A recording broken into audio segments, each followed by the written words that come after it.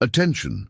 Prepare yourself for a deep journey into one of the most macabre and disturbing cases in the history of Detroit. Before we begin, please write in the comments below where you are listening from and what time it is at this exact moment. In the early months of 1934, as the Great Depression continued to strangle the industrial heart of America, a series of unusual disappearances began to occur in the eastern neighborhoods of Detroit.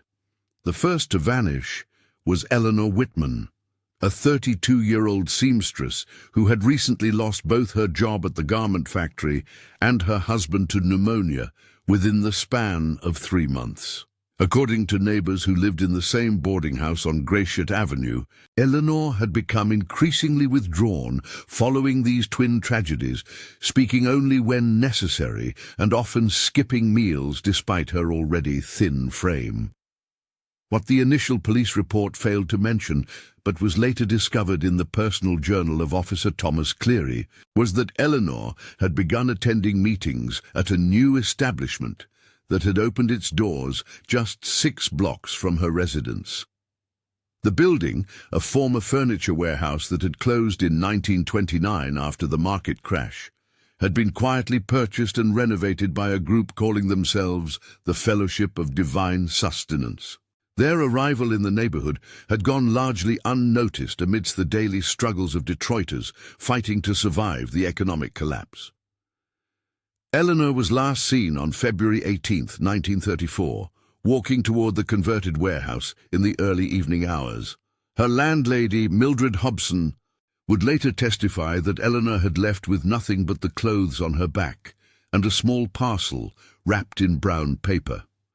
When questioned about the contents of this package, Mildred could only state that Eleanor had been collecting personal items for several weeks: a silver hairbrush that had belonged to her mother, a wedding photograph, and her husband's pocket watch among them. The disappearance might have remained merely a notation in police records had it not been for the similar vanishing of George Holloway just 19 days later. George, a former auto worker at the Ford plant in Highland Park, had lost his position 3 years prior and had been surviving on odd jobs and the increasingly strained charity of his sister's family. Like Eleanor, George had become a regular attendee at what locals had begun to call the Warehouse Church, though no denomination was ever publicly claimed by the organization. By the end of March 1934, 7 individuals had disappeared from the same 10-block radius of East Detroit.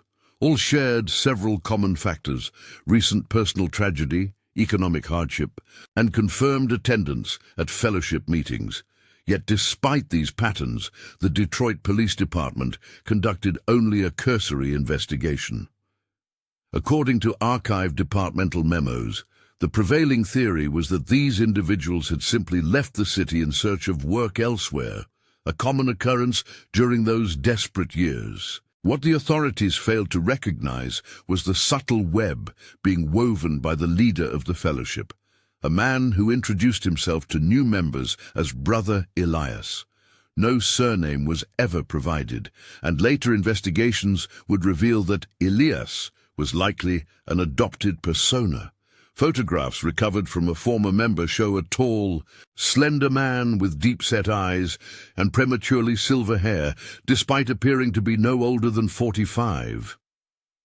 His most distinguishing feature, according to multiple accounts, was a voice described as honey poured over gravel, simultaneously soothing and commanding. County records indicate that the warehouse property had been purchased through a series of shell corporations that eventually traced back to a defunct legal firm in Chicago. The transaction had been completed with cash, an unusual occurrence for a property of that size, but one that raised few eyebrows in an era when banks were viewed with increasing suspicion. The renovation permits had been filed properly, though the stated purpose of the building was listed only as community gathering space. The first public account of the fellowship's internal workings came from Martha Winters, a 58-year-old widow who attended 3 meetings before becoming concerned about the group's practices. In a sworn statement given to Detective Harold Burnham on April 12, 1934, Martha described a progression of increasingly private rituals that began with communal meals and ended with what Brother Elias called sustenance ceremonies. According to Martha, new attendees were first welcomed with unusual warmth in a large open area on the warehouse's main floor. Long tables were arranged in rows, and simple but filling meals were provided free of charge, a powerful attraction in a city where soup kitchens often ran dry before serving half the waiting line. During these initial gatherings, no religious doctrine was explicitly stated. Instead, conversations facilitated by long-term members focused on shared hardships and the failure of traditional institutions, churches, government, family, to provide relief from suffering. Only after attending several of these communal meals would a newcomer be invited to what was called the Inner Fellowship meetings, held in a converted office space on the warehouse's 2nd floor. It was at her first such gathering that Martha became disturbed by the rhetoric being offered by Brother Elias. His sermon, if it could be called that, centered on the concept that human suffering was caused by spiritual malnourishment, that the traditional religions had failed to provide true sustenance for the soul. The most troubling aspect of Martha's testimony concerned Brother Elias's increasingly bizarre claims about nourishment. He told us that the body and the spirit require different forms of sustenance, Martha stated in her affidavit, and that in times of great hunger we must learn to feed one part of ourselves with another. When Detective Burnham pressed for clarification, Martha could only say that she found the implications disturbing enough to never return, though she couldn't articulate exactly what Brother Elias had meant. Martha's testimony might have spurred a more thorough investigation had it not been overshadowed by what local newspapers dubbed the Cass Corridor Massacre, a gangland shooting that left 7 dead and demanded the full attention of Detroit's already stretched police force. By the time resources could be redirected, the trail had grown cold, and Martha Winters herself had relocated to her daughter's home in Grand Rapids. Throughout the summer of 1934, the fellowship continued to operate with little official scrutiny. Their membership appeared to grow steadily, though exact numbers were impossible to determine as no official roster was ever maintained, or at least none was ever recovered. The organization began to extend its reach beyond the initial warehouse, establishing what they called sustenance outposts in abandoned storefronts across Detroit's eastern neighborhoods. According to utility records from Detroit Edison, the warehouse's electricity usage showed unusual patterns during this period. Consumption would remain at minimal levels for days, then spike dramatically for several hours, typically between midnight and 4 in the morning. When this pattern was later analyzed by investigators, the most common theory suggested industrial equipment was being operated during these hours, though what type of machinery would be run by a religious organization in the pre-dawn darkness remained unexplained. The first concrete evidence that something truly sinister was occurring within the fellowship came not from police work, but from an accidental discovery. On September 3, 1934, 2 teenage boys searching for scrap metal in a vacant lot 3 blocks from the main warehouse uncovered a shallow grave containing human remains. The subsequent coroner's report identified the deceased as Robert Jenkins, a 41-year-old former banking clerk who had been among the first wave of individuals reported missing that February. The cause of death presented a disturbing puzzle for the medical examiner. The body showed no signs of conventional trauma, no gunshot or stab wounds, no blunt force injuries. Instead, the report noted extensive surgical modifications to the torso and abdominal cavity. Multiple precise incisions had been made across the body, with several organs removed entirely. Most disturbing was the examiner's observation that the procedures appeared to have been performed with professional skill and medical knowledge.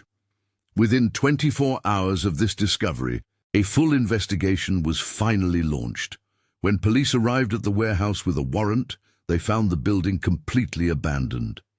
The elaborate setup described by Martha Winters and other witnesses had been dismantled, leaving behind only the bare structural elements of the space. A thorough search of the premises revealed only one item of note: a leather-bound journal discovered inside a ventilation duct. The journal, written in what handwriting experts would later identify as Brother Elias's distinctive script, contained detailed philosophical musings on what he termed the consumption of essence.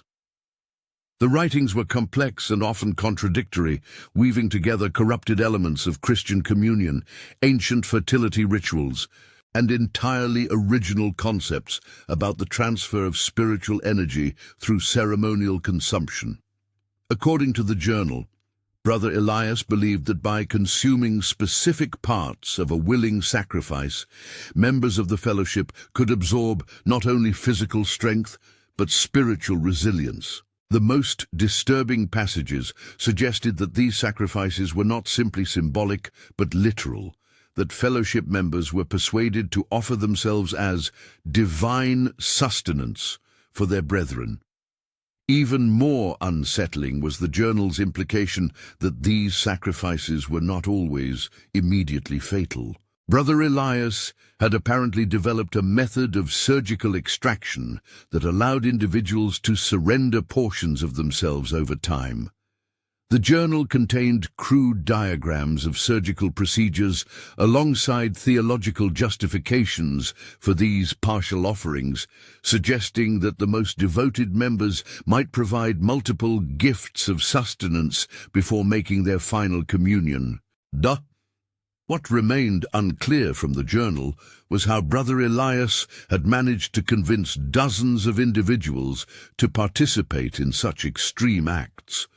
No evidence of forcible confinement was discovered at the warehouse, and multiple witness statements suggested that members entered and left the premises freely during the early months of the fellowship's operation. The psychological manipulation required to persuade ordinary citizens to participate in ceremonial consumption of human flesh represented a disturbing mastery of coercive control.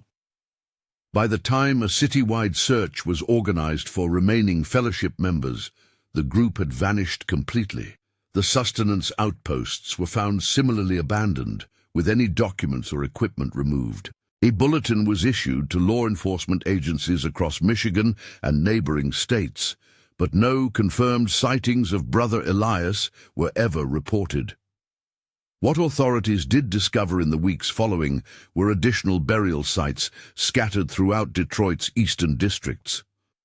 Altogether, 19 partial and complete sets of remains were recovered between September and December of 1934.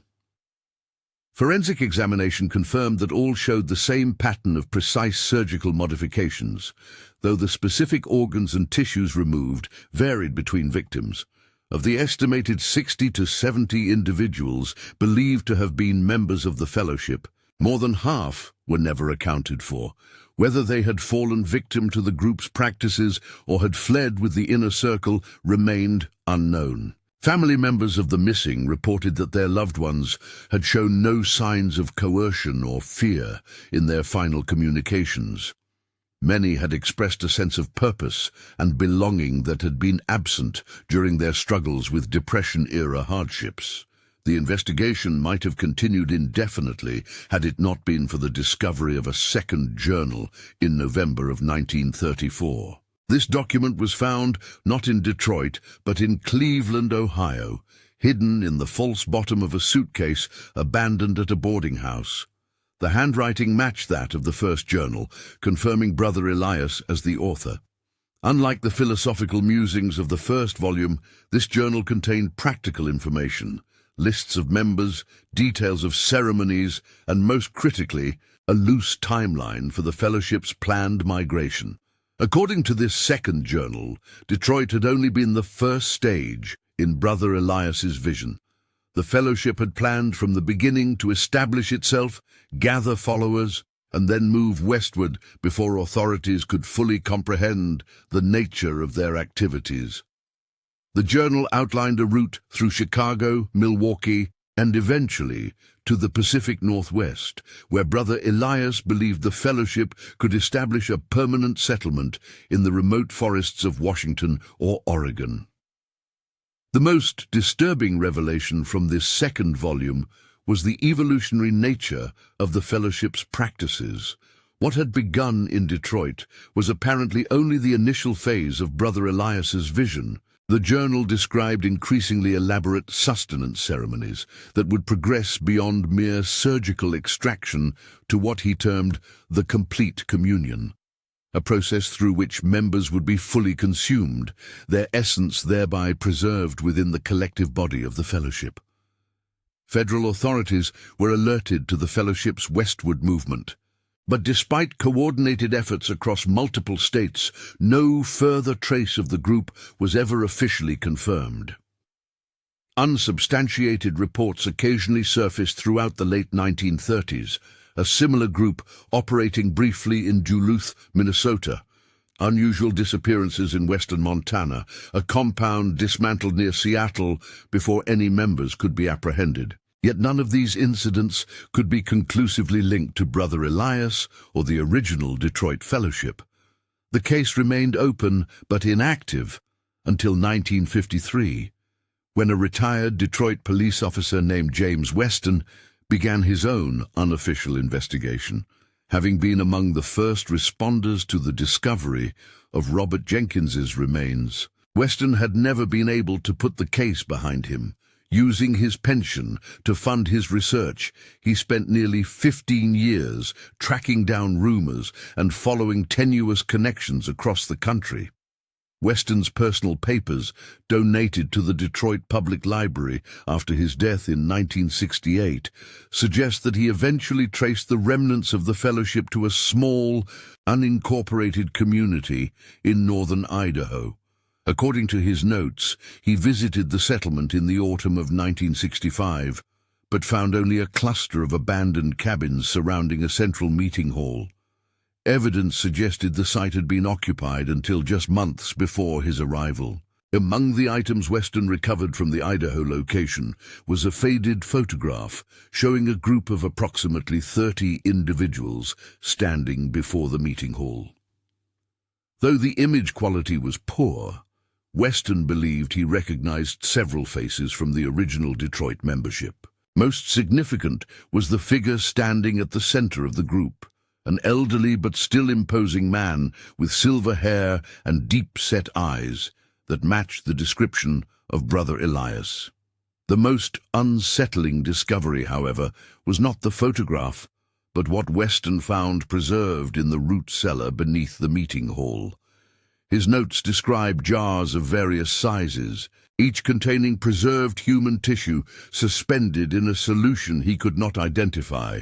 Labels affixed to these containers bore names, dates, and what appeared to be a cataloging system corresponding to the spiritual qualities supposedly contained within each specimen. Weston's notes indicate that he reported his findings to the local sheriff's department, but was met with skepticism. Without clear evidence linking these remains to the Detroit case, authorities were unwilling to devote resources to what seemed like ancient history. By the time federal investigators could be convinced to examine the site, a forest fire had swept through the area, destroying any evidence that might have remained. The final entry in Weston's journal, dated March 12, 1968, suggests that he had uncovered information about yet another migration, this time to an undisclosed location in New Mexico. His notes mention something called the Final Communion, scheduled to occur during the spring equinox of that year. Weston indicated his intention to travel to New Mexico to witness and potentially stop whatever ceremony was being planned. James Weston died of an apparent heart attack in his Detroit home on March 15, 1968, 3 days after this final journal entry. The official cause of death was listed as natural causes, though some inconsistencies in the coroner's report have fueled speculation among those familiar with the case. Most notably, the report mentioned unusual incision-like marks on Weston's abdomen that were dismissed as post-mortem artifacts. In the decades since, the case of the Fellowship of Divine Sustenance has faded from public memory, relegated to obscure corners of true crime literature and occasional academic studies of Depression-era cults. Yet certain elements of the case continue to resurface in unexpected ways. Between 1970 and 2000, at least 6 separate investigations across 5 different states have uncovered evidence of groups practicing ritualized consumption of human tissue. While none have been conclusively linked to Brother Elias or his original followers, the similarities in philosophy and practice have led some investigators to suggest a continuing lineage. Perhaps most disturbing are the uncorroborated reports that surfaced in 1992 of a hospice facility operating in rural Arizona, where terminally ill patients were allegedly encouraged to donate portions of their bodies for consumption by facility staff and select visitors. Though the facility was shut down following an anonymous tip, no charges were ever filed due to lack of evidence, and all records related to the operation were sealed by court order.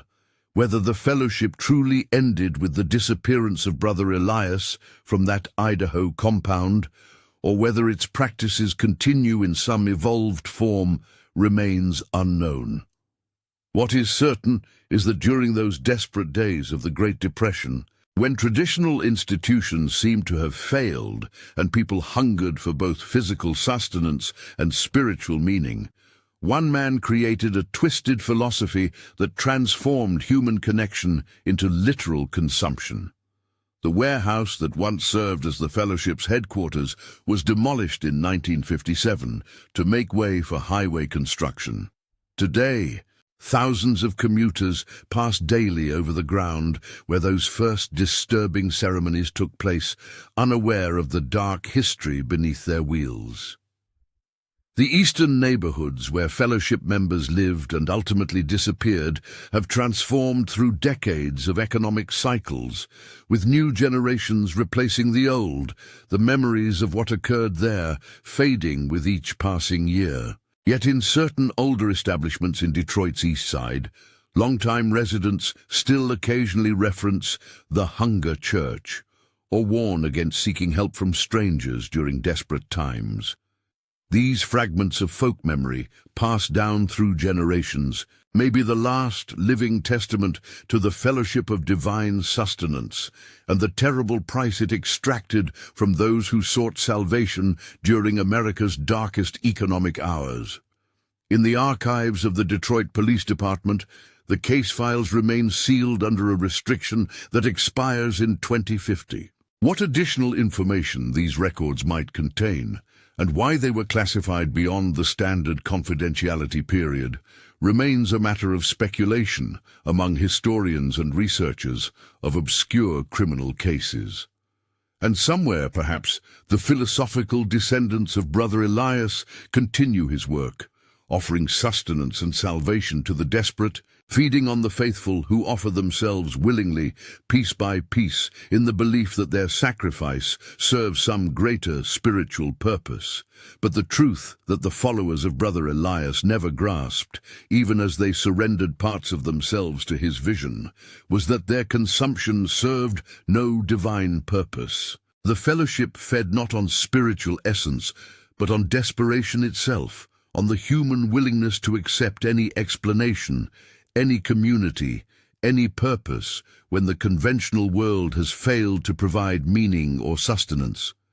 In the end, what Brother Elias created was not a pathway to salvation, but simply another form of exploitation, one that transformed metaphorical consumption into literal horror. The great tragedy of the Fellowship was not that it preyed upon the vulnerable. Such predation has occurred throughout human history. Rather, it was that those who became its victims did so willingly, believing until the end that their sacrifice would bring about something meaningful. As one unidentified member wrote in a letter discovered among Eleanor Whitman's abandoned possessions, "I have found purpose in feeding those who will carry on after me. My body weakens with each offering, but my spirit grows stronger, knowing that I sustain the Fellowship. When the time comes for my final communion, I will go gladly, knowing that I will continue to exist within those who have partaken of my essence." No record exists of what became of Eleanor Whitman after her disappearance that February evening. Whether she was among those buried in the scattered graves discovered across Detroit, or whether she traveled westward with the Fellowship's inner circle, her fate remains unknown.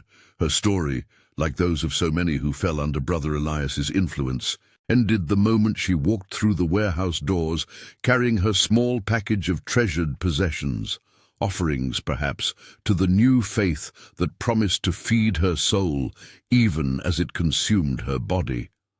The lesson of the Fellowship of Divine Sustenance, if such horror can be said to contain a lesson, is that in times of greatest social breakdown, when traditional structures fail and desperation reaches its peak, the human need for meaning and community can be manipulated toward unimaginable ends. The distance between metaphorical consumption and literal cannibalism shrinks when filtered through charismatic authority and the desperate hunger for purpose. Today, the story of Brother Elias and his followers exists primarily as a historical footnote, a disturbing episode from the darkest days of the Great Depression. Yet perhaps it serves as a warning as well, a reminder that in our moments of greatest vulnerability, the most dangerous predators are those who promise not merely to address our hunger, but to give it meaning. And somewhere in America, in some remote corner where oversight is minimal and desperation still exists, there may yet be gatherings where the spiritual descendants of the Fellowship continue to practice their own version of communion, feeding body and soul in ways that defy conventional morality. For some philosophies, once born, never truly die but merely adapt to new circumstances, finding fresh soil in which to take root. The final words from Brother Elias's recovered journal perhaps best capture the twisted logic that allowed such horror to unfold. In the conventional world, consumption is seen as destruction. But we who understand true sustenance know that to be consumed is the highest form of existence. To literally become part of another. To surrender individuality for collective continuation. Those who feed and those who are fed both participate in the divine cycle of sustenance. Neither could exist without the other, and both are sanctified through the communion of flesh. In the end, what occurred in Detroit during those early months of 1934 was neither divine nor sustainable. It was merely hunger, both physical and spiritual, twisted into a grotesque parody of communion by a man who understood all too well how to transform desperation into devotion and sacrifice into sustenance. End of narrative.